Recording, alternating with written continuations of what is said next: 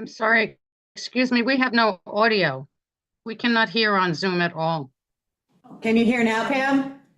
Yes, now we can, but we didn't hear any of what Stella's saying. I'm sorry. Okay, thank you. Again? Please. Sorry, Stella. No worries, no worries. Actually, I might get better at it. So, the topic at hand is 7 Cheekwood Avenue and their resubmission of their wetlands permit application to the planning board. So this first came up when Benjamin brought this up at the June 11th work session for the town board. And he, and I think Albert, you may have echoed some of the points that were made at the time, was questioning if that was really the right process for this alleged resubmission to go through. That night at the planning board meeting, I asked the same question of the planning board attorney, and she had said that she thought that it was going through the right process. We then had our attorney send a 9-page letter to the board outlining all the reasons and the rationale why we did not believe that this was a resubmission.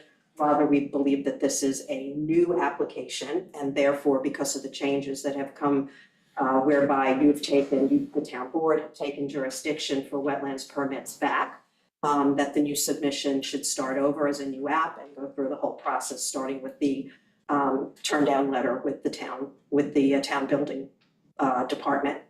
That being said, we had the defendant's attorney respond. We felt we had to respond legally, and really here for one reason, to get an answer to what I hope is a very simple question, which is the town board going to intercede at all in this and work to take this alleged wetlands application as a resubmission and turn it into a new application?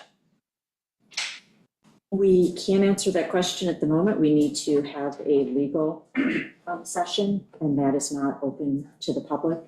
So that will be at the end of the town board work session today.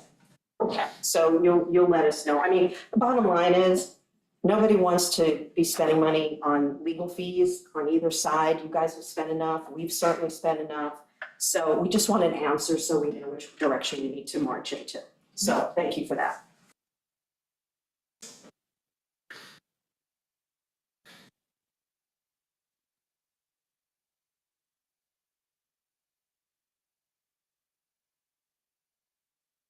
Okay.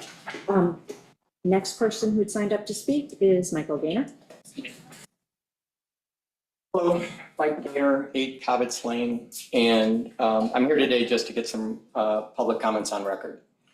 I want to let the community know that I filed a whistleblower complaint recently with the Attorney General's office in what started out to be a complaint with respect to Sylvester Manor Educational Farm and how they're operating that charity. As we pulled on the thread on that matter, it wound up, and I could go beyond here for a long time and I don't want to do that, it wound up tying back to the Community Preservation Fund, which has a long relationship with Sylvester Manor Educational Farm. Specifically, there are 2 transactions that the Community Preservation Fund is being investigated by the Attorney General's office as of right now, and potentially 3, which would be the White property. But the first 2 is the Quaker Corner easement, which I've spoken about ad nauseum up here. That was a 16-acre parcel of property that the town paid $2,055,000 to purchase the development rights on, which is approximately 8x over what the manor itself valued that property at, according to their federal tax returns. And beyond that, the point that that land was never under the threat of development. It was unsubdivided land. It's owned by a charitable organization whose charge with the federal government is to protect the lands, and you guys have all heard the story. So there should have been no reason that those development rights should have never been purchased. The matter I want to discuss today that I think is important for the community to be aware of is what's known as, I'm describing as the Needham property. Back on March 18th, the town board, everybody in this room, approved the acquisition of 72 and 80 Midway Road, 7.1 acres. That was on March 18th. That particular property, I have a personal relationship with. The appraiser that appraised that property for the town and for the county, that was a $3 million transaction. So the town paid $1.5 million and the county paid $1.5 million, both out of the Community Preservation Fund, to purchase that property from John Needham and Laura Tuttle. My relationship with that property is the appraiser on that property is a personal friend of mine. And the day he came by to do the appraisal on that property, he stopped by my house with my wife, and he relies on me for information. I have a massive flat screen inside of my office, and we pulled up that property and we just discussed it ad nauseum. And our position on that property as a real estate developer and him as an appraiser, Andy Stipe, was that the land was effectively worthless because it's almost completely wetland. So from a commercial value, he was struggling with how to come up with a price of over $0 on that property. He produced that appraisal, he delivered it to Gordon Gooding, he delivered it to the county. I recently foiled it from Amber Wilson, and I was told that appraisal does not exist. And so I'm trying to figure out how the town board was able to deploy $1.5 million of town money and agree to work in coordination with Suffolk County with another $1.5 million to purchase a bunch of land, 7 acres, that's now worth $0 for $3 million without an appraisal. Can anybody give me any color on that? Did anyone here see an appraisal on that property? Going back to March, I'm drawing a blank. I'd have to pull files. Okay. They don't exist in your files. I checked with Amber. They're not existent. There is no appraisal inside of your records whatsoever. Did anybody visit the property before you actually went through with that transaction, put feet on the ground and go take a look at it? Because if you walk on that property, it's soaking wet land. They have an old Caterpillar parked there. The trees are falling down. It's extremely wet land. And it's 1.3 miles away from here. And I'm just curious, if we deployed $1.5 million of town money, did anybody do that? It looks like you, Meg, did go take a look at it before you went and did that transaction. Anyone else? You all went there. Okay, that's good to know. That's super helpful. What I can't find inside of the records between January 2nd and February 27th on the town board agenda center, there are no agendas for any of the work sessions that took place during that period or links to any of the videos. It's completely blank on the agenda center. Can you tell me what date you guys, I've requested this from Amber as well, what date you guys discussed that in an executive session? It would have happened since you all came into office. So sometime between January 2nd and March 18th, you would have discussed purchasing that property. It's a big property. It's not every day that the town goes out and deploys $3 million. So, or $1.5 million on the town and another $1.5 million on the county. Do you remember what date that was? Do not remember. No.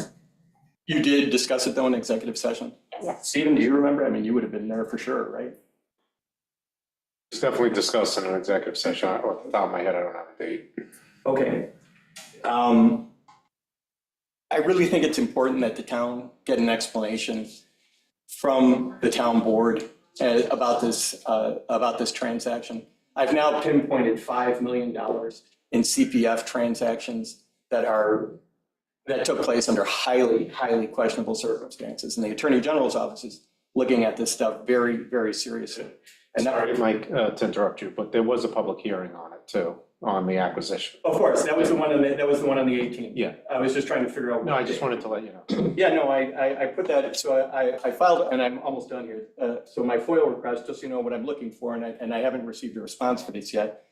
The first thing I wanted to get was a copy of the audit letter that you discussed on 2/27 from the state of New York that said everything was uppity up inside of our community preservation fund, because I have real questions about that.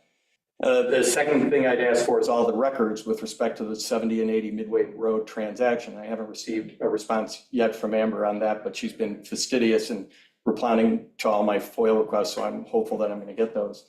And then I specifically wanted to know the name. There would have been an outside counsel on that would have worked on that transaction. Do you know who that was off the top of your head? I believe it's Gail Wickham, Gail Wickham, and who's she with? Wickham and Bressler. Wickham and Bressler. I'm not familiar with her. So So, they're from the North Fork. oh, okay, great. And then the last thing I had asked for was the copy of the agenda. So whenever, for the executive session, for that day when it was discussed. Do you know why those records wouldn't be on the town board agenda center? It's a huge hole. Like you look at the bottom. We changed our website, and so to upload in the format that was required to utilize a new website was a lot of work. We can go forward prospectively. Okay, We'd have to go back and create something that matches their, but there should be, I'll take a look to see where the if we have the agendas in an archive. Okay, it would have been 7 meetings. Your YouTube videos are up there on your YouTube channel. It's just they're not there. So I will be asking in the future to get a response from the town board so the town can make the community aware of this. A lot of money passes through that community preservation fund, a lot of money. $42 million to date has moved through their hands under Gordon Gooding's charge. And our first district, New York State Assemblyman, Fred Thiel, who touches every single one of those transactions. And I think it'd be important for the board to address that and let the community know about the Community Preservation Fund. It's not something that's discussed here because these are real estate transactions that take place in executive session behind closed doors. And so I think it's something that we deserve some transparency on. So if I could get a response to that at some point, I would appreciate it. Thanks so much for the time, folks. I'll get out of here. Stephen, isn't there a public hearing on every acquisition? Yes. Yeah, I mentioned that. But not closed doors. Correct. No, there's an executive session beforehand to discuss the property. Thank you very much, folks. Thanks, Michael. Is there anyone in the, If I keep my hat on, I don't want to blind anybody. you can, you just state your name, please. I do it. Paul Shepherd here. A few minutes ago, which is why I didn't sign up, I apologize for that, I didn't get you timely. I went to the recycling center to see if I could find myself a small piece of screen for a project I've got at home. And I found that they've turned that into a dumping only situation there instead of allowing people to go through things and pick out useful items to take home. It's part of, and 15 years ago, I guess now, when I was sitting out there before I took up residence in Ben's chair there, I helped put together a plan under Mr. Dougherty's supervision that allowed people to continue to, we'll call it scavenging instead of a derogatory term, but it is what it is. Salvage, we can call it salvage. And we put together a system whereby people wore yellow vests to signify that they were there because there's some concerns about safety. And you signed a waiver, and that was agreeable to all, and we continued on. And to my knowledge, I don't know that there's been any incident. I don't know if any of you are aware of an incident recently. Oh, you are? Okay, something that brought this about. Well, before I go on any further, perhaps you could enlighten me, I'm sorry. It was in place, the plan was in place prior to the incident happening. They just dovetailed at the same time. The recent event where there was a propane tank that was illegally dropped off, buried underneath, I guess, someone's other stuff in their truck, and it exploded pretty much and caused a fire. And then we did have another incident where someone sued the town after cutting hand, arm, something, Recently. a number of years ago. Oh, yeah, that was Matt. Yeah. It was somebody. It was somebody. It was Matt. Right? I'm quite sure of it, because that was what brought about the whole thing. That's why I was involved in the first place. And then there's just a minor thing, but nothing that's I gone. mean, the one point I would like to make, 2 points. One, as was stated ad nauseum at the time, repurposing of materials is part of the program that we put in place way back when we put that place together. Recycle, reuse, that was part of the plan. And an enormous amount of useful stuff gets pulled out of it because an enormous amount of useful stuff, and the wealthier we get, the more useful stuff gets thrown out. And that was an integral part of the whole program of recycling, number one. I am having a hard time understanding the why of it since they didn't continue with the plan we put in place. They didn't continue with the vesting, they didn't continue with the signing of it, indemnity or whatever. It's like, I just don't understand why it just suddenly dropped in like this. And it's deeply disturbing to me because these little things, they don't seem like much, and it just seems like it's another capitulation to the obvious takeover of wealth on Shelter Island, where, people that might reuse something that got thrown away are considered not worthy of the time or effort. It's disturbing to me. It's one of the few things that separates us from all the other places we always say we're different from. And it's very difficult for me. I mean, I've been watching it for a very, very, very, very long time, and It's one of the things that brought me up here in this room in the first place. And I don't want to go on about it too long. I wanted to know if so you knew about this thing coming up then? Yes, because Ken had mentioned that he was going to come and to give an update to the public. So it dovetailed with the fire that took place. Okay, this already had run through the public mechanism? Yes, yeah, he presented, I think it was last week. Last week or the week before? I think it was 2 weeks ago. Yeah, 2 weeks ago. yes, yeah, because he was giving everyone a couple weeks' notice that July 1st was when he was instituting the new policy. I guess that's that then. Anything else I should know about? You got other plans? Because I know he sequestered himself up, up on the hill there, and now you can't get to him without an appointment. It's not like it used to be. Usually, I mean, this place is getting very small. He actually opened up the gate and that caused so that people could get to him. Stir. You can enter from Bowditch Road and go directly to the office. Yeah, so he's more I used to accessible. take the other route. I used to service that entrance. Yeah, no, he's made it more accessible to the public, which created quite a hubbub that you Oh, yeah. must have missed. I say, the proposal which came from Ken has nothing to do capitulating to, new people that are here in Shelter Island. It's more about public safety. There were a couple of accidents. We've been sued and had to pay a judgment. And if you can come up with, a plan to make picking off that pile safe, I think you should present it to Ken. Well, Benjamin, I appreciate that. But the truth of the matter is that I kind of know what goes on under the surface up there. And there are people that have been agitating for this for a very long time. It has nothing to do with safety or anything. It irritates when people walk out of there with useful stuff. All right, I mean, this is the dirty laundry of locals. What can I tell you? Okay. It's the way it rolls. And as I said, I did come up to that. We did that already, and what seems to happen quite often here is that we wait long enough for enough people to die or leave that nobody remembers how or what you did. And then it's like it's all brand new again. And then somebody has to come up and raise hell, or we just capitulate. And so, and I wasn't trying to get into a class warfare thing. It's, I don't care how much money people have. It doesn't bother me. All right. But what does bother me is watching perfectly good stuff get tossed out. I didn't come from that. I come from my mother's depression person. All right. And you don't throw things out that still have use. And I'm one of a handful of people, I guess, that still gives it.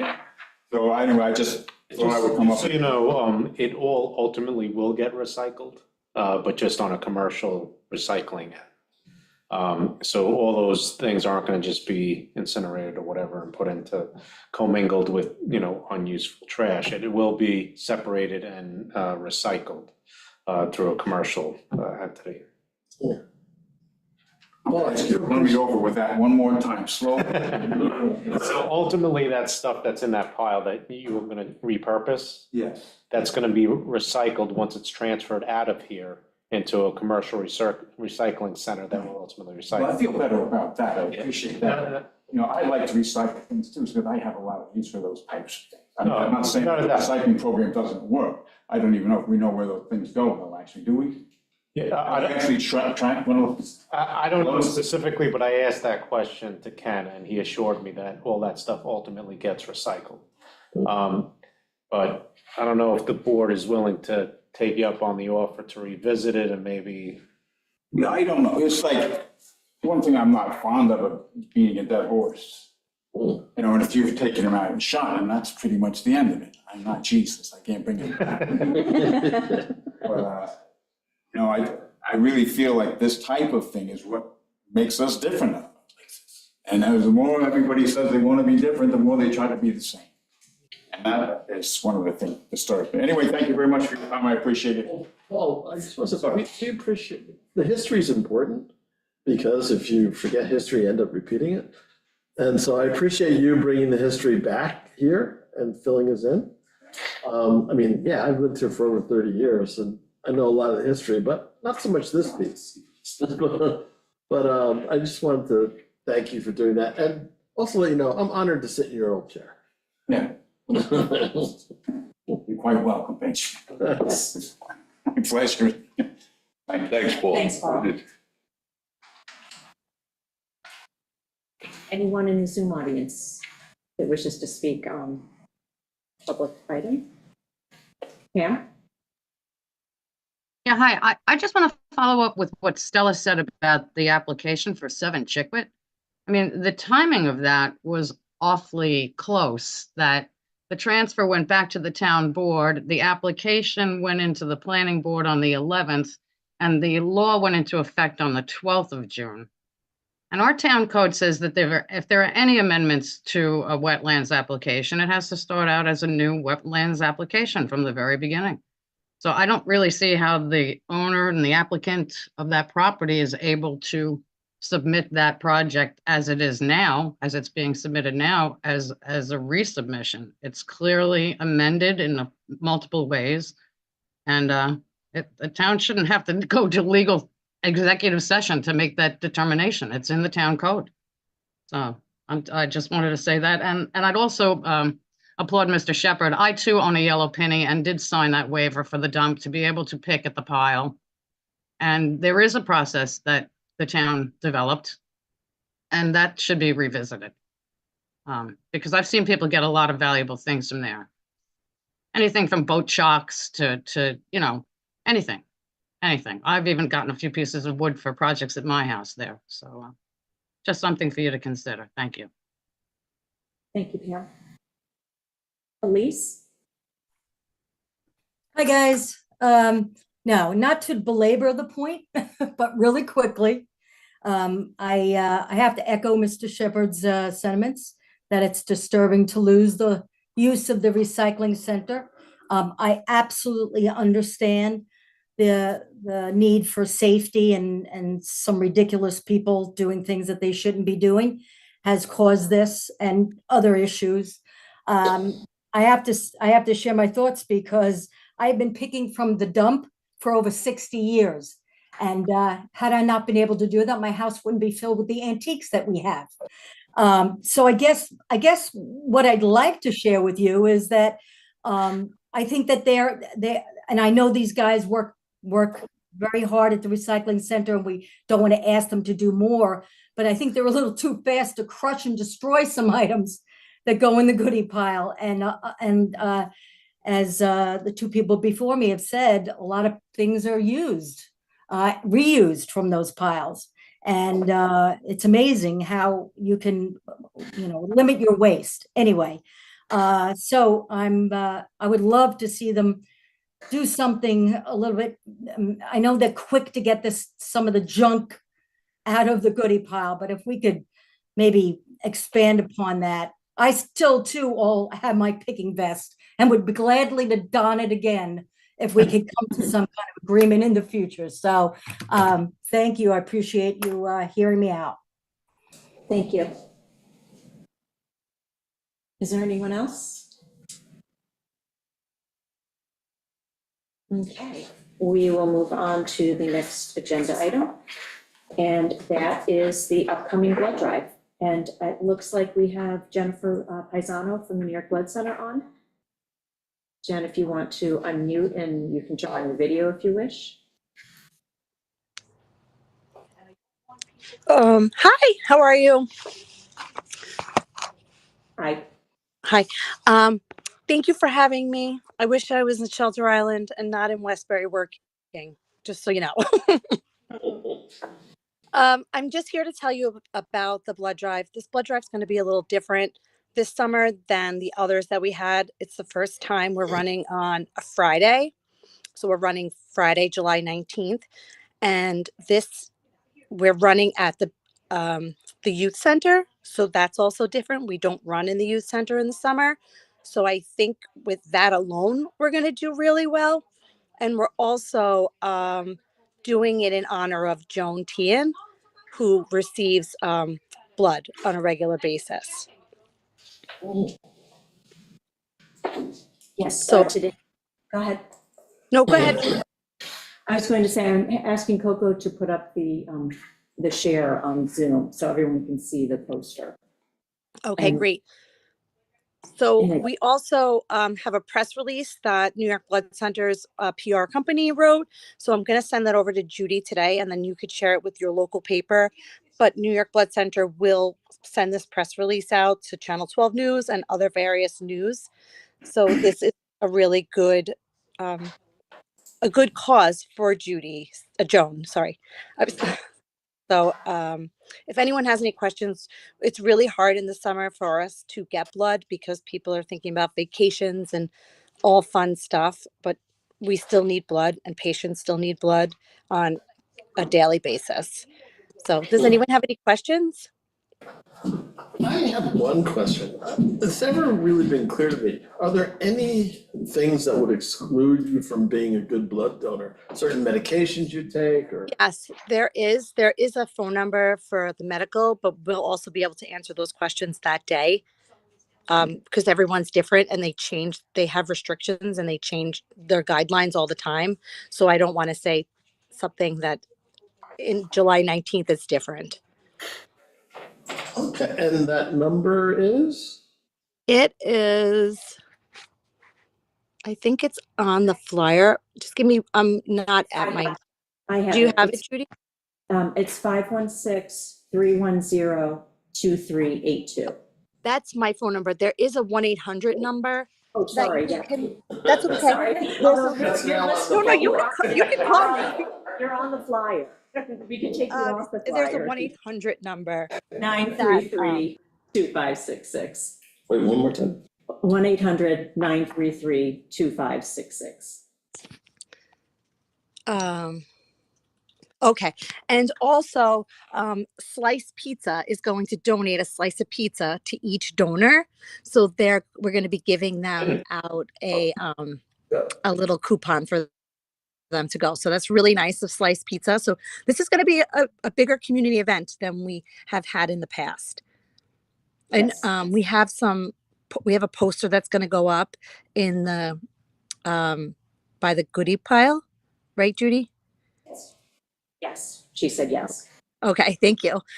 So I think it's going to be good. I will be there that day. We'll have some signs going around. So it's going to be noticeable that you're having a blood drive and it's going to be right in the center of town.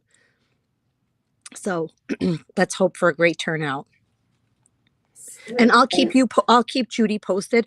I'll know what kind of press is going to come, and the press release I'll give over to Judy and she'll get it in the Shelter Island papers. Yes, and we'll be putting it on our website and social media as well. Awesome. Thank you so much. We're really excited to come, and we're excited to have it on a Friday and excited to be in the middle of town. So it's going to be a good day. Good, thank Does you. anyone have any other questions? No, I just have one last comment. Judy Sure. Merringer does a great job promoting this, and she even talked me into doing it this morning. I had to get it when I was 16 because of small rolly veins it takes forever for me to donate whatever the prescribed amount is, but I'm going to give it a try. Okay, so my suggestion to you is to eat well the few days before and drink a lot of water the few days before, and you'll be good. That's what she told me. So if I pass out, I'm blaming Judy, but come join me. No. Just think It's positive. spectacle. Think positive, and just think that every Yes. pint of blood that is donated, it saves 3 lives. So Well- when Joan gets her blood, the blood that she's getting, it's a lot of lives. A lot of people are taking the time out of their day to make the donation in order for Joan to get the treatment she needs. Well, yeah, And that's what that's the shocked truth. me. Yeah, because it said the plasma for her is between 3,000 and 10,000 donations. And that Yeah. just shocked me. It's like, wow. So we all need to get blood too, if there's people with that kind of need out there. Right. So that's the message that we want to get through. And Judy, is Joan going to be there that day also? I'm not sure. I have to check with her. Okay. All right. Thank you, everybody. I'll see you on the 19th.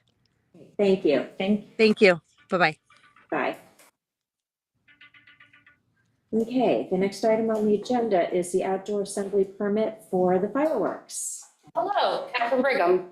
I just wanted to say, we did this last year too. It must have been the same meeting. The fireworks is happy to put the blood drive on our social media and blast that out. So hopefully we have a huge turnout.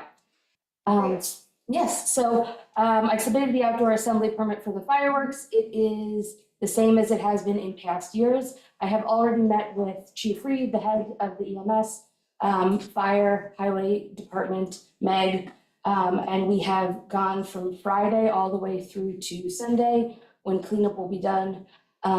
So I am here to answer any questions, if anything, is curious or.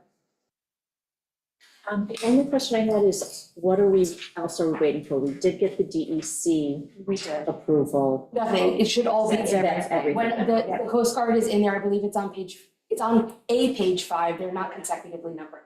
But everything else should be there and has been checked out also by Chief, and so he's gone over that. The plan is the same, it's Scott Cooper with Grucci Fireworks again. He comes out, he brings his family every year. They've been doing this, with us for a long time. This is the 65th annual fireworks that we've done with Grucci. So it's at this point, a pretty well-oiled machine. And it's the same process as last year and the year before that. There's parking on the golf course. People come early, set themselves up. There's like children's events on the beach at part of the day. We have a designated family zone so that if people don't want to be around, if they just want to be with their families, that's going to be down by the bathroom. Additionally, we talked about this year, Megan suggested putting on social media when the road will turn one way for people to expect delays, leaving so that it's not a surprise. And, any of that information.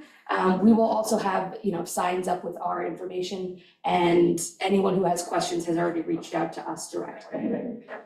I just want to publicly acknowledge the role of Shelter Island Yacht Club in all this, because the barge that the fireworks are on is tied to the main dock of the yacht club, and it's loaded there with the fireworks. It is. Yeah, and it's a nice helping hand that the club gives to this community. And without their help, I'm not sure how this would come off. Yeah, so it's very nice that they do that every year. It is really a sight to be seen. They take up the whole pier, the pyrotechnic expert blocks off the whole pier so that they can load everything up. It takes them quite a long time to do, and the yacht club is always very hospitable. Anything else? Fireworks usually go off around 9 o'clock, give or take, depending on. 9:25, we will send off a warning shot, which gets people at the top of the hill to the bottom, and at 9:29, they should be going off. It's the same length of show as every year, and so there should be no surprises. If there are, we have the command center, I'm down there, Grucci's down there, the fire, the EMS, we have trucks positioned all over so that they can get out if something were to happen at a different spot on the island, and no one would be stuck.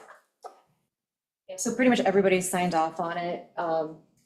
Fire, police, EMS, highway, everybody's gone over the plan and they know what they're doing and they said they're all good to go. Yep. It's just a matter of us approving the permit.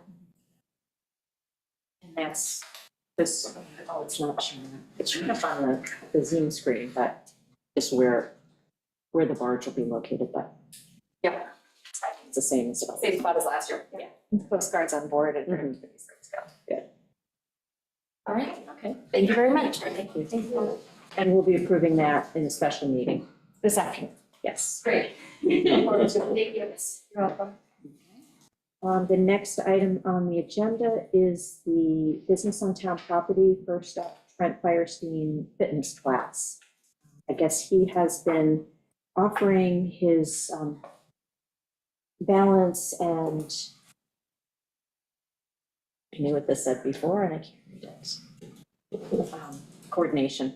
Yes. Balance and coordination fitness class, and he only just recently discovered that because he's offering it down at Crescent Beach, that he needed a permit, so he was asked to come in and come before us, even though it's after the deadline. I don't see Trent online, but he gives the class on Saturdays from 9 to 10, weather permitting, obviously. And Meg, you said It's down by the gazebo. It's not in it, but it's down on that part of the beach, just so people have a reference point of where to go. How many people normally show up for this? It looks like about five or six. It's not a huge thing. If you have insurance, He did, yes. sure, okay. Yes. Yes. There's no request for parking or noise exemption or anything like that. It's just, Do you think it's necessary to maybe hold this for half an hour and see if he shows up, or? no, I don't know that he's aware of Oh, the meeting, okay. so, or, I don't know, I don't know if anybody reached out to him. Press on. I was gonna say, I saw him this morning in the fitness center and Right, it didn't click, today's Tuesday. yeah, yeah. He didn't realize that it required a permit. And so that's why he's coming to us. Because someone reached out to him, let him know. Will this interfere with the other vendors down there? Anyone have a problem with it? or? No, it's not in the location of any of the other vendors. It's not in Sunset's setup area. It's down further by the bathroom. So and it's only for an hour. So this I is don't know that it'll be a problem. Yeah, it hasn't been an issue to Yeah. date. It's just, How many does he expect? he usually gets around 5 or 6 people. Yeah. It's not a huge town. It's 7 now. He might be 8 or 9. That'd be great for him. I mean, with those numbers and the $250 cost, sure, it's worth it to. Every Saturday through Weather permitting, yeah. Labor Day or? Mhm.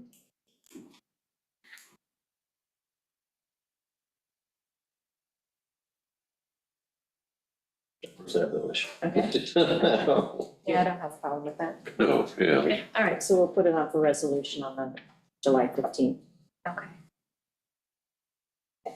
The next one is revised request by the tuck truck. Again, as usual, because I've had a business relationship with the owner of the tuck shop for recently, and recently, I'm still recusing myself for this season. So turning the meeting over to you. Okay.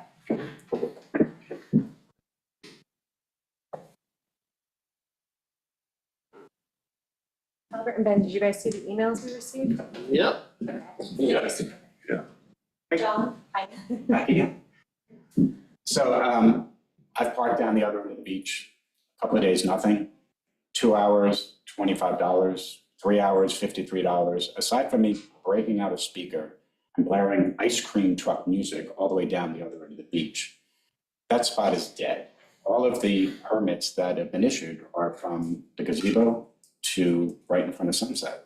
And now even Trent is going to get permission to work right by the gazebo. The pictures I took, again, were if the trucks were parked parallel with the generator off, it's a little more difficult, or if it's parked diagonal. Diagonal gives us about 5 or 6 feet with the generator still in the back of the truck. It keeps me well out of the white line area. Doesn't interfere with the handicap spot. And I mean, Manuel's great. I mean, he went down there, he was there helping, set up so we could take pictures and everything else. So it's just a request that would be put back with everybody else, because like I said, that spot is it's dead all the way down at the other end. And I don't want to be down there blaring ice cream truck music. People hate it. I've had people say, please don't play that music as you're driving around because we hate it. But that's what draws people to it, unfortunately. I'm not going to drive up and down every single street in the neighborhood, blaring that music. Don't do it. Who else is down there? It's the Islander food truck. No, at the other end. Oh, at the other end, Karen and her yeah. But ice. she's not there because her stuff is in Sunset. She has the permit. I think she'll stop and park in a spot if she's allowed. See, my truck will also fit in a spot and I have a beach there. It's just that spot is just death, and if I'm going to I sat in the truck. So I'm going to put somebody in the truck and pay them.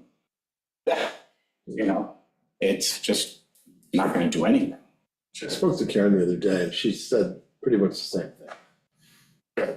That other end of the beach, it's not even worth her going there. I mean, I tried. I mean, I really did try. I was there, several times, and like I said, I don't want to blare music down the beach. Yeah. It's disturbing. If I was sitting on the beach, I wouldn't want to hear it either. I don't plan on doing that if I'm parked at the other spot. And if I'm on the diagonal, It's actually better because I'm coming and going. I'm not sitting there the entire I was gonna day. ask you that if you're coming and going and doing. Yeah, we'll do the other beaches, and then I'm also gonna do private parties for people, you know, go to their house, and at certain points, it's gonna be in the garden area at the tuck shop, you know? So it's just, it's not gonna make it down there.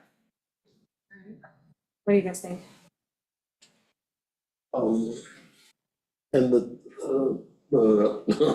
and the Islander truck is okay with this? Oh, yeah, no, we're friends, and we work together, and he said, if you're not gonna be down there, he said, do you mind if I sell ice cream sandwiches? You know, and if I am gonna be there, he won't sell them, you know, it's like, I'm not selling salads and food off of my truck. You know, prepackaged stuff I can sell, anything prepackaged.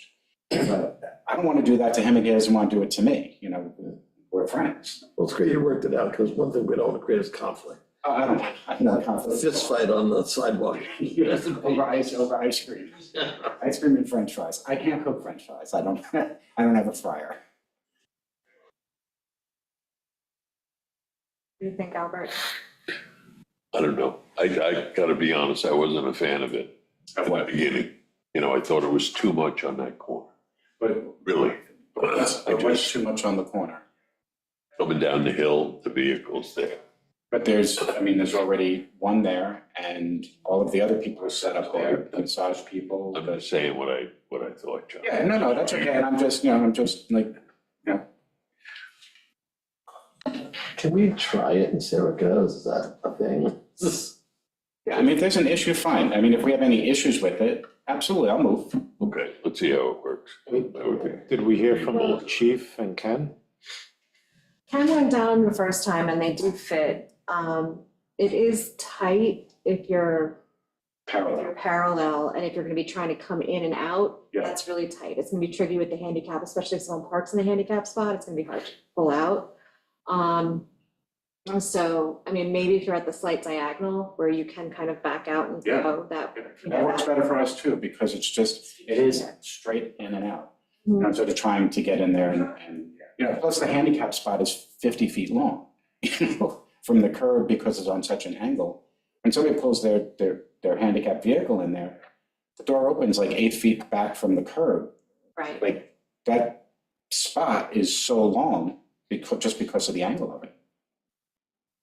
so what do you think?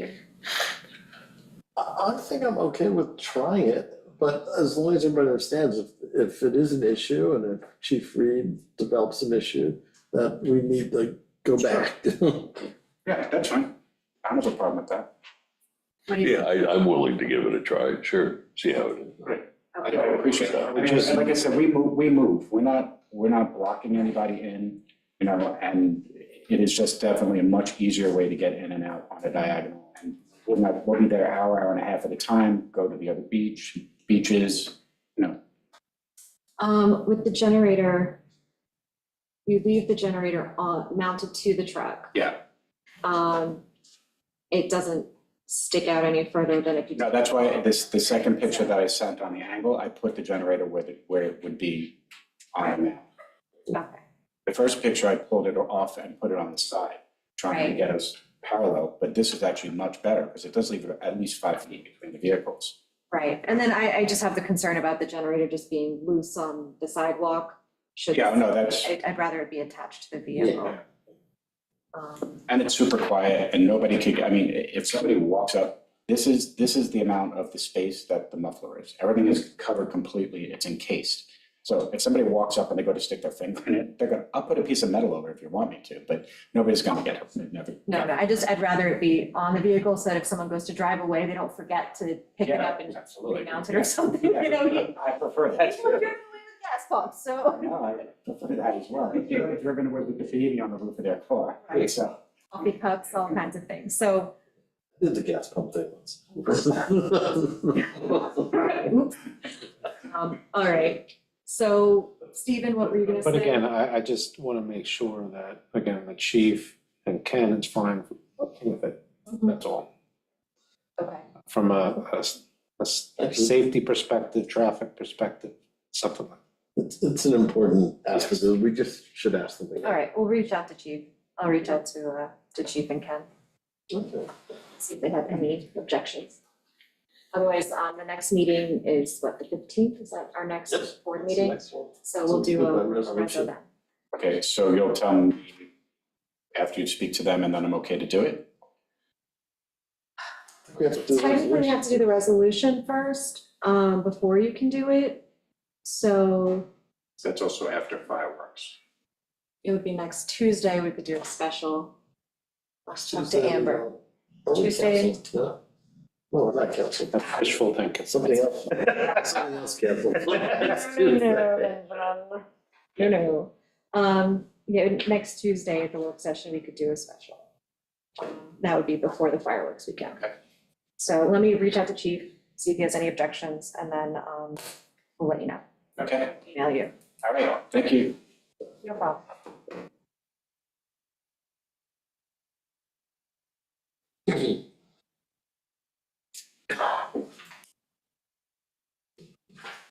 Amber can come back.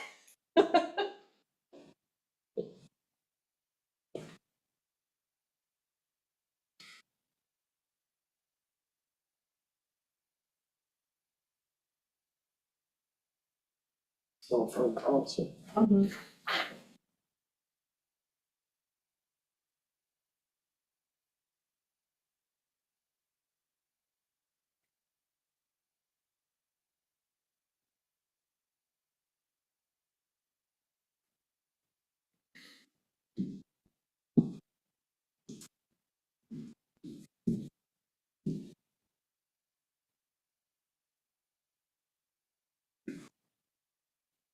Next agenda item, cell phone policy. Oh, and you can get started without me. I don't want to put this on. Exactly. Okay. That's why we win. Yes. All right, so the history here is, as I was signing checks after the last meeting, there was a series of cell phone reimbursements. So I had circulated to you, and it was posted on the town website, our cell phone policy. And departments may reimburse employees for their cell phone. An employee can get compensated at a rate of $10 per month if they are someone who may need to come to work to perform an emergency management function of the town, or is designated by their department head to communicate with other staff, managers, or the public. And employees who have been designated by their department head as having to need to share business data files, photos, and emails will be compensated at a rate of $20 per month. And I was getting a batch of checks to reimburse employees at the end of June, but to be paid for the full year. And my understanding is we can't prepay for things that goods and services that we haven't received yet. So I held all of those checks. And then the department head came back to me and said, this is a longstanding policy. It's been the practice over many years to have the cell phones paid mid-year. The employee pays out of pocket for the first 6 months, and the last 6, they are covered in the payment. And they thought it was a fair way to do it. It's something that's happened over the years. I guess I've never, when check signing was shared amongst the whole town board, I guess I never got any of those checks in the mid-year. So it was the first time I had seen it to question the policy. One of my questions was, what happens if that employee leaves service before year end? And so like that would get factored into their final compensation checks, paychecks would come out of it. But I didn't want to, since we have a policy, I wanted to run it past the rest of the board to see how you feel. So I guess the first question for Stephen is, can we even prepay? Well, the rule of thumb is you can only pay for expenses that have been actually and necessarily incurred by the employee. So using that rule of thumb, no. But again, this is a little bit different where it's not like part-time employees or other types of employees that aren't going to have long-standing relationships with the town. And we have a way to be reimbursed and to protect ourselves. But I'd have to look into it a little bit more. I mean, it is bad accounting in practice, to say the least. But there are all those reasons, on top of the fact that this is de minimis stuff. I mean, it's $20 a month. Yeah. I mean, we've already spent more time talking about it than it's, so, yeah. Well, I don't want to sign those checks unless, we as a board change the cell phone policy. Yeah, Well, that's true. they have the catch-all provision in here, though, that says the police department shall be subject to the police department cell phone policy. Now, I don't know what that means, what that was intended, but if they have in their policy that you paid in June in full, arguably that can control, but. Can I ask for that? I did not actually see a copy of the PD cell phone policy. So They pay in June for the Yes. first 6 months, and then they get paid for the entire year. for the year in June. And the other departments all are the same way? No, No. not to my knowledge. I So don't- this is just consideration of the police Yes, department? Because I have signed checks for other departments all in the end of December, early January. I have seen those come through in past years. But I came across this one and said, wait a minute. I want us to see us change policy if that's the board's desire to do so. And then also, I feel like we need to have something that employees sign so that they acknowledge that they're paid ahead, so that upon separation of employment, if it doesn't happen as of December 31st, they know that they need to, reimburse the town for the prepayment. I mean, the one thing that's nice about this, having just one check a year, is just the paperwork on the clerk's parts. So that is a nice thing, but What do you want to do, Madam Supervisor?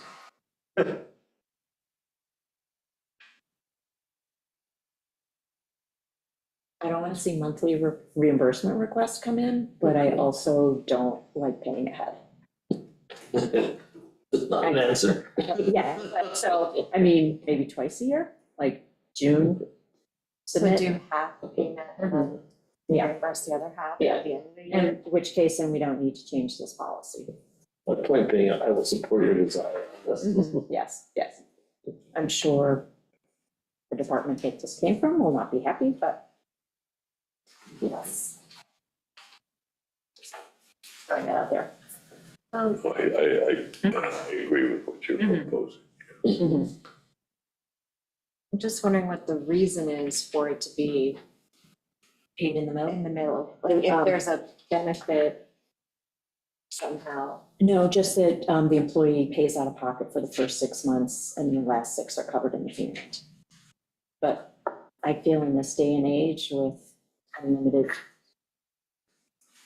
silent data, like people would be incurring that cost whether or not they use their phones for work. So do maybe every 6 months or just save it until the end and do one payment at the end by Christmas? Yes, I think what I'd like to do, I would like to put this in policy though, like if we're gonna do it, then people should put it in. So that we don't have to keep track, oh, did I pay for the, did I sign a check for 6 months or did I sign a check for, Yeah. make it easier. Yeah, so you're saying still pay in the middle? Yeah, or just pay at the end of the year, Or just pay at the end of the year, or the separation of service. So what he's trying to do here is make it so that they're only paying half, essentially, Yeah. out of their own pocket, and then the other half is covered. I mean, It's 100. I mean, it's tough if somebody is using their phone at a convenience for the work, for the department, wherever they work. They're incurring an expense. But most people would have a cell phone anyways, in my mind. Like, Yeah. So, well, I mean, we should be reversing this money, but I'm not going there. I'm so not going there. exactly, just in case someone's not on unlimited data and cell. well, it's saving us the cost of also buying them Yes. all with Yeah, independent exactly. cell phones. Exactly. So, But then they don't have to carry 2 cell phones. right, Yeah. Mhm.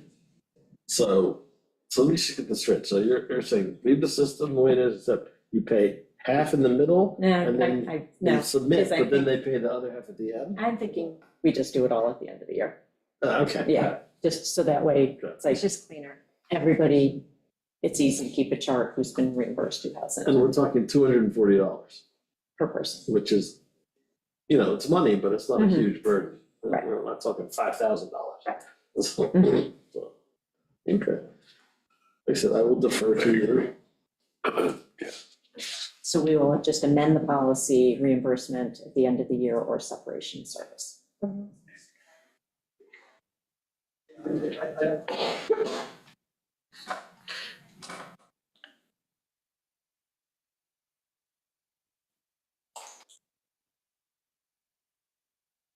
Okay, thank you. Next topic is mandating IA systems upon property transfers. So, I'm going to recuse myself from this topic Mhm. and the WQI rebates. Mhm. So, bring it back in for board member yes, let me know reports. when you're done with septic systems. Yeah. Put them all together. I know, I appreciate that. Much easier than going back and forth. Yes, Exactly. Okay, so in the latest draft, Stephen just added two things. In section 4C, it was to seller's child or stepchild. That's two, and or stepchild. And then put into a trust where the beneficiary is a spouse, child, or grandchild.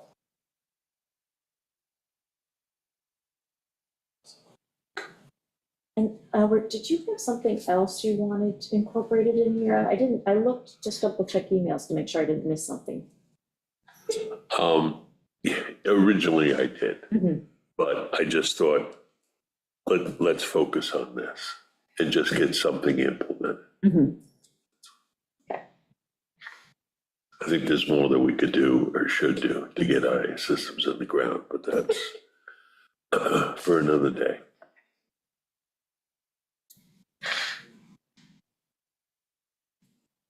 I'm still concerned about the actual tracking of the implementation of this.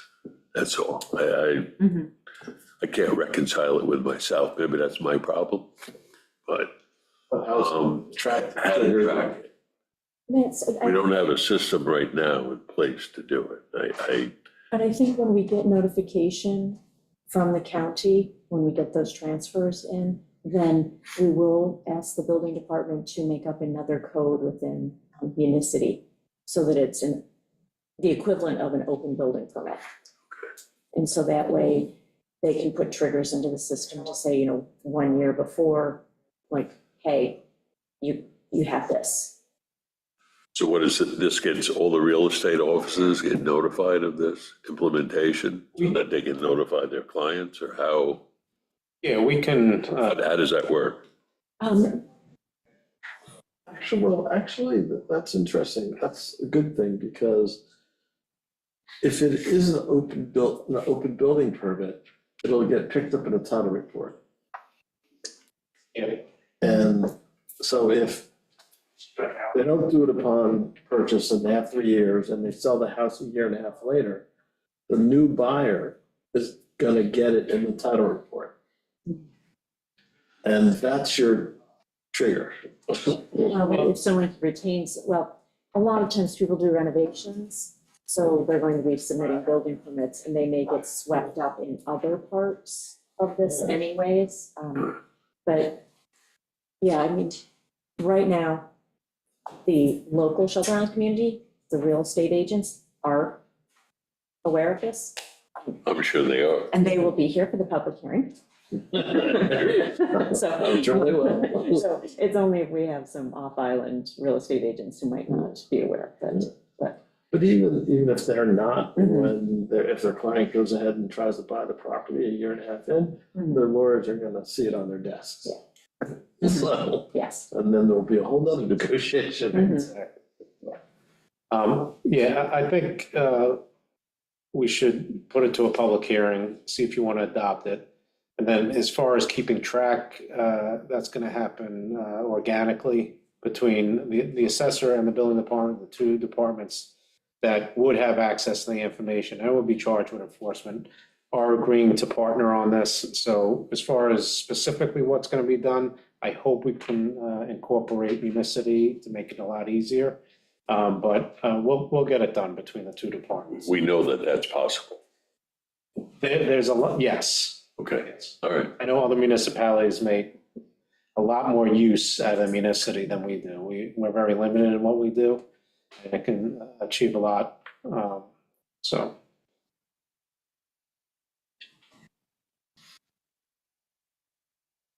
No whispering, Ben. Transparency, Ben. I'm transparently telling you.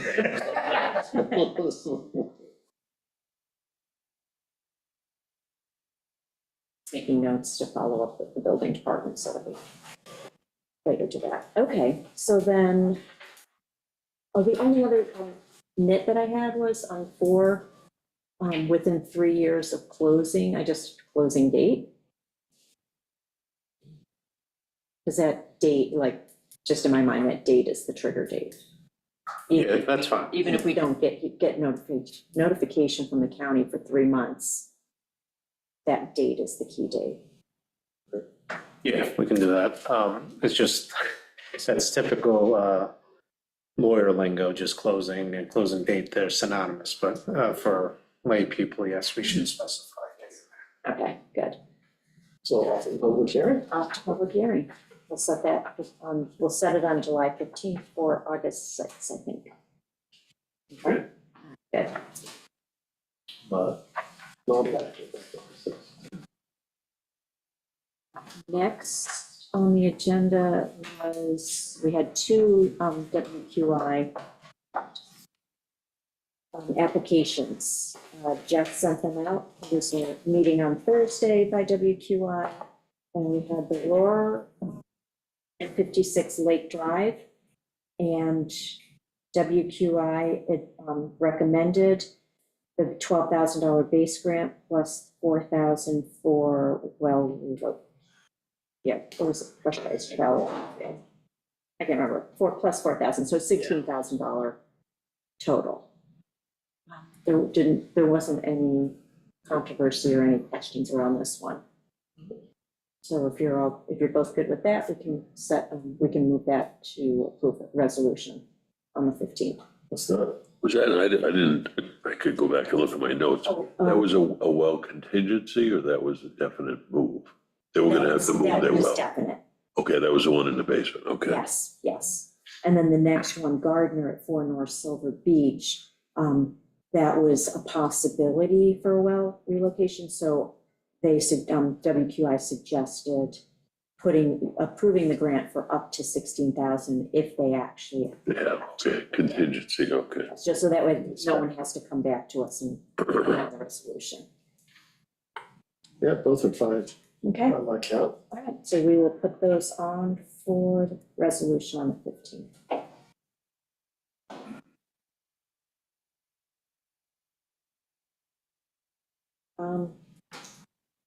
Coco, if you could let Meg know, she can come back.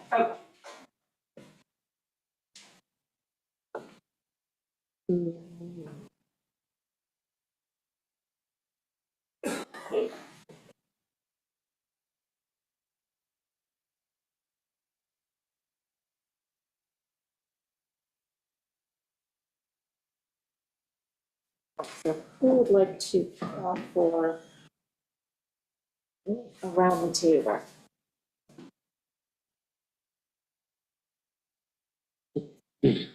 Okay, I'll go first. Yeah. Oh, good, Stephen's back, because one of the, besides the 2 applications that we talked about, there was a discussion about outreach and promotion of the 0.5% sales tax that's being put on the ballot in November. And WQI board was wondering what the town or they can do to promote the vote. And so I just want you to speak to that, because I remember when we first picked up this legislation, my recollection at the time was 8 years ago or 9 years ago, was that the town could hold informational sessions on it, but we couldn't tell people how to vote. Correct, and that remains the same here, and even if it's a committee of the town and not the town board. So educate the public that there is a vote and what it's about, but not take an affirmative position. So we will have to take that back as liaisons the next meeting. Okay. Okay, now this is one that, right now, when we we pay the grants out for IA systems, there is talk, and actually practiced by the county, that rather than the green stamp, which seems to take a long time, the county is now issuing letters saying that the system is good, it's where it should be, everything's in. So could we, just to speed up the process with our town rebates, because the county and state are paying off of that letter, if we should change our policy so that we pay off that letter as well? Speed things up, and county and state are already using it. Absolutely. Yeah, I feel the same, just because. The health department's involved, so I don't. Exactly. Okay, so we can go back to them and let them know the modify the procedures.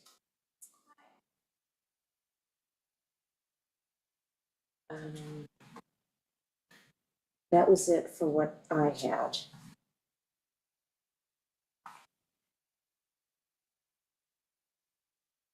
I didn't have any meetings last week. I think. I had the fireworks team meeting with everybody involved, and that went very well. Everything's good to go. Everybody knows their job and they're prepared. We had an ETIP meeting on Wednesday. It's continuing to go over the, we talked a little bit about tidal energy. So they're gonna put together brochures and informational pamphlets and presentations for us about all different types of renewable energy that could become more viable in the future. So tidal energy is kind of newly evolving, but it's something that for an island could be pretty cool. And so that's one of the topics that they're gonna put together some information on, along with solar and geothermal and wind. There's a whole bunch of stuff they're gonna put together for us. So we talked a little bit about that. And then we were also continuing to go over the REOP analysis, which is the essentially cost benefit analysis for doing solar on certain properties and creating resilience hubs. So collecting information that they requested for those analysis. And that's really just still moving forward. And that was pretty much it for last week. Yeah. I have some remarks that I'd like to make. It's regarding wetlands, chapter 129, where we are. Last week, the draft came to the board. Planning board chairman objected strenuously to the 100-foot that was talked about implementing. I don't think it needs really to go back to the working group. I mean, I don't know if Ian and I really need to be arguing at the working group, back and forth. He's saying you need data, I need research, I need to see it up front. I have seen enough. I mean, Ian is adamant. I don't know why he wants to keep the wetlands chapter so narrow.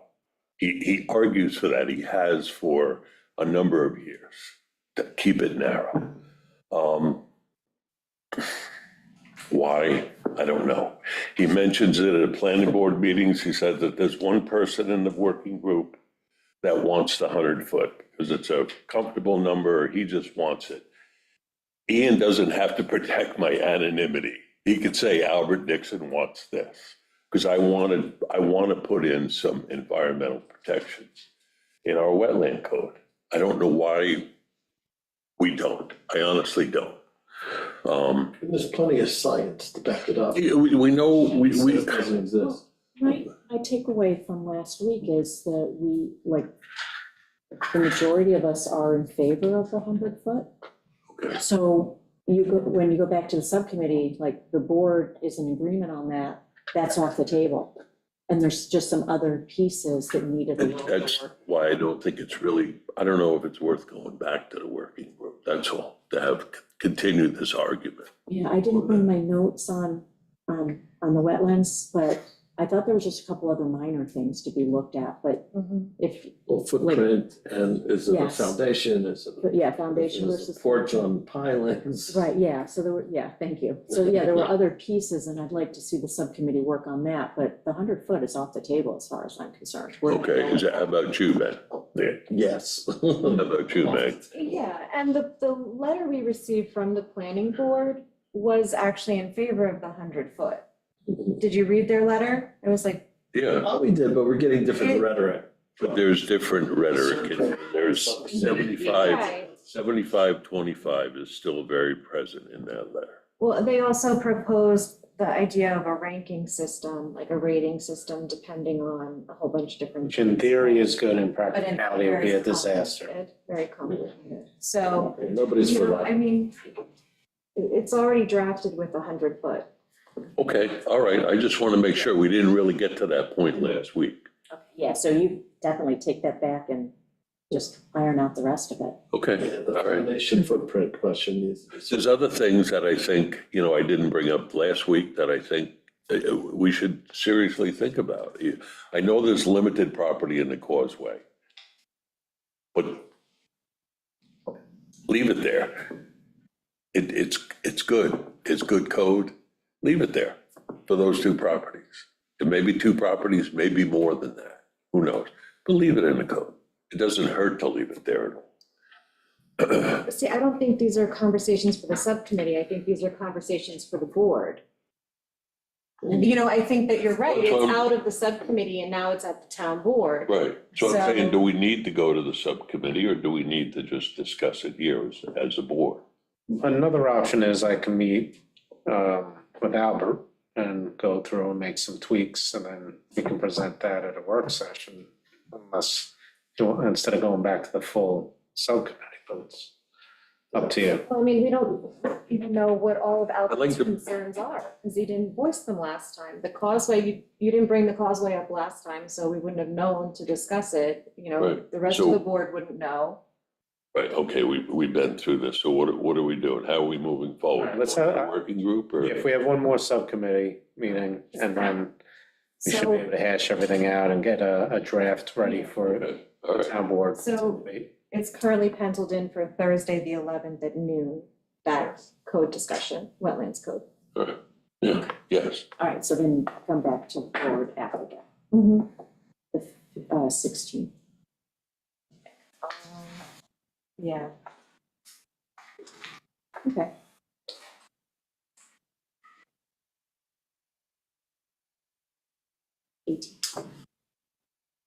Well, the 16th would be the work session. I'm in, never mind. I just have one question. Meg, I would greatly appreciate an update on the comprehensive plan. I'm waiting for Noah to send the draft back. I sent him a reminder email saying that we're waiting for it, and he said he was really busy last week, and so he's trying to get it to me. Okay. That's where it stands. Okay. Okay. That's it for the agenda then. We have a waiver somewhere around here. It was, yeah, under your phone. Yeah, I know. But I shuffled. Yeah, I shuffled in Is there. it under the folder? Yeah. No. I'll find the waiver, but we're make a motion to go into Special? Are Yeah, you sure that's not it? The Yeah. underneath your folder? yeah, that was who was signing up to speak. Oh, right. Yeah. For that? It was, oh, here it is, it's right here. Okay, so a motion to go into a special meeting, so So make a motion to go into special meeting. second, Okay. All right. Aye. Like, here's the resolution. Who wants to read it? whereas Shelter Island Fireworks, PO Box 452, Shelter Island, New York, has requested permission to have fireworks display at Crescent Beach on Saturday, July 13th, 2024 at 9 p.m. with a rain date of Sunday, July 14th, 2024 at 9 p.m. Said fireworks to be launched from a barge anchored approximately 800 feet from the low tide mark. And whereas Fireworks by Gucci Inc. will be producing the fireworks show, and whereas the required fees have been submitted, and whereas pursuant to section 33-2B2, the town board has determined that the proposed fireworks are a benefit to the town, and no fees will be required for police and highway costs associated with the event. And whereas the Shelter Island Police Department, the Shelter Island Highway Department, the Shelter Island Fire Department, the EMS Department, and the Shelter Island Fireworks Group held a meeting to coordinate all aspects of said event. And whereas the police department reviewed the application and finds nothing that would prevent the town from granting this approval to the applicant, and the department is prepared to assist with this event as in the past, now therefore be resolved that pursuant to section 33-3 of the town code, permission is hereby granted to the Shelter Island Fireworks, Inc. to have said fireworks display on July 13th, 2024, subject to submission of the United States Coast Guard Marine Event Permit. And be it further resolved that said operation shall be in compliance with New York state law and the usual and normal precaution incident to said operation shall be complied with. So moved. Second, all in favor? Aye. Motion carried. We received that Coast Guard. Yes, we did. All right, so I'll entertain a motion to come out of the special meeting. Make a motion. We come out of the special meeting. Second. Favor? Aye. Okay. All right, we have an executive session to discuss potential acquisition, and then also legal matter. So. Make a motion that we go into special, executive session. Executive session, yeah. Second, all in favor? Aye.